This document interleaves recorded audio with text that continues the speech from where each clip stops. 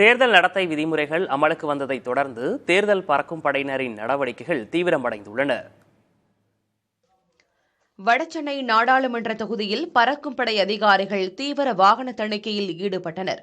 அப்போது சவுகார்பேட்டையைச் சேர்ந்த நகை ஆசாரி ஹரிஷ் என்பவர் உரிய ஆவணங்கள் இன்றி கொண்டு சென்ற 33 எண்ணிக்கையிலான தங்க நகை சங்கிலிகளை அதிகாரிகள் பறிமுதல் செய்தனர்.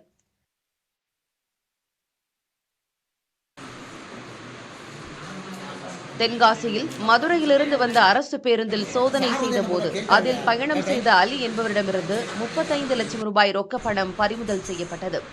நகை கடை நடத்தி வரும் அவர் கடைக்கு நகை வாங்குவதற்காக சென்றபோது அதிகாரிகள் இந்த பறிமுதல் நடவடிக்கையில் ஈடுபட்டதாக கூறப்படுகிறது. இதேபோல் செங்கோட்டையில் காரில் சென்ற மர வியாபாரியிடமிருந்து 10 லட்சம் ரூபாய் பறிமுதல் செய்யப்பட்டது. ஈரோடு மாவட்டம் சத்தியமங்கலம் அருகே ஆசனூர் மலைப்பகுதியில் சத்தியமங்கலம் மைசூர் தேசிய நெடுஞ்சாலையில் அதிகாரிகள் தீவிர வாகன தணிக்கையில் ஈடுபட்டனர்.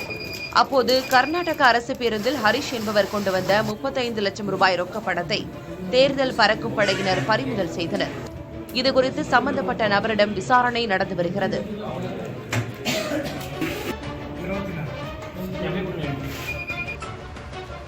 திருப்பூரில் முறையான ஆவணங்கள் இன்றி எடுத்துச் செல்லப்பட்ட 3.5 லட்சம் ரூபாய் ரொக்கப்பணம் இன்சூரன்ஸ் ஏஜென்ட்டிடமிருந்து பறிமுதல் செய்யப்பட்டது. இதேபோல் உடுமலை அருகே காரில் உரிய ஆவணங்கள் இன்றி கொண்டு செல்லப்பட்ட 1,88,000 ரூபாய் பணம் பறிமுதல் செய்யப்பட்டது. இதற்கிடையே செவந்தாம்பாளையம் செல்லும் வழியில் காரில் சென்ற மாநகராட்சி ஒப்பந்ததாரரிடமிருந்து 1 லட்சம் ரூபாய் பணம் பறிமுதல் செய்யப்பட்டது.